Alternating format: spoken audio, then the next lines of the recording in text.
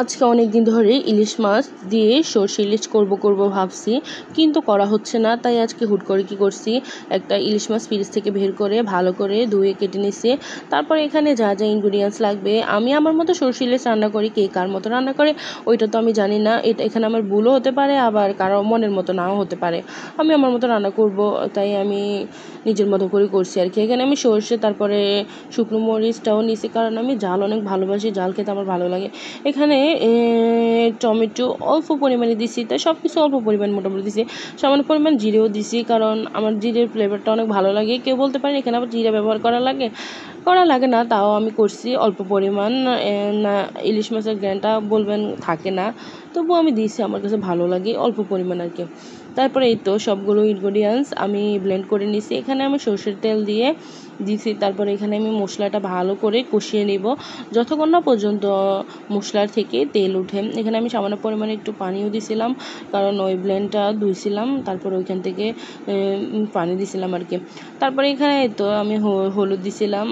কে কীভাবে রান্না করেন অবশ্যই নিচে কমেন্টে বলে যাবেন, আবার নেক্সট বার না হলে আবার ট্রাই করবো। আসলে এটা আমি প্রথম ট্রাই করছি আমার মতো করে, এই কারণে ভুল হতেই পারে। তারপরে এখানে আমি এই তো লবণ দিয়ে দিছি, লবণ দিয়ে এই তো মশলাটা ভালো করে কষাবো।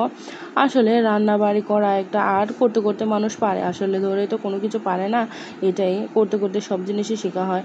আসলে যে কোনোদিনে কোনো কিছু করতে পারতাম না, আলহামদুলিল্লাহ এখন আস্তে আস্তে সব কিছু একটু একটু করে শিখছি, যা পারি আলহামদুলিল্লাহ। তারপরে এখানে আমি ইলিশ মাছটা, আমরা কি করি, ইলিশ মাছটা এক ছিলে তারপরে কাটার পরে আর ধুই না হলে গ্রানটা আসলে থাকে না। আপনারা কীভাবে ইলিশ মাছ কাটেন ওইটা আসলে নিচে কমেন্টে বলে যাবেন। আমরা কি করি, ওই চাষটা ছিলে নেই, তারপরে এটাকে কাটার পরে আর ধুই না, নাইলে ইলিশ মাছের একটা সুন্দর ফ্লেভার, একটা গ্রান আছে, ওইটা আসলে চলে যায় ধোয়ার সাথে।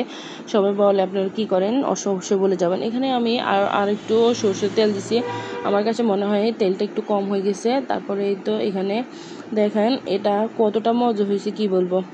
তারপরে এখানে আমি রান্না করতেছি, আসলে ইলিশ মাছটা কেমন হয়েছে আমার রান্নার রেসিপিটা নিচে কমেন্টে অবশ্যই বলবেন।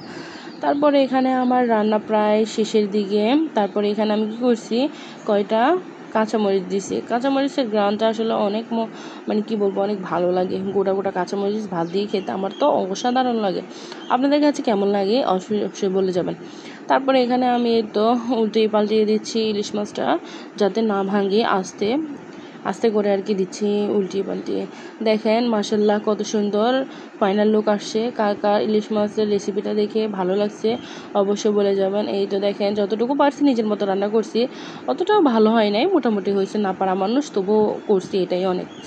তারপরে এই তো আমি কি করছি, এটা হওয়ার পরে আমি কি করছি, ভাত নিয়ে বসে পড়ছি।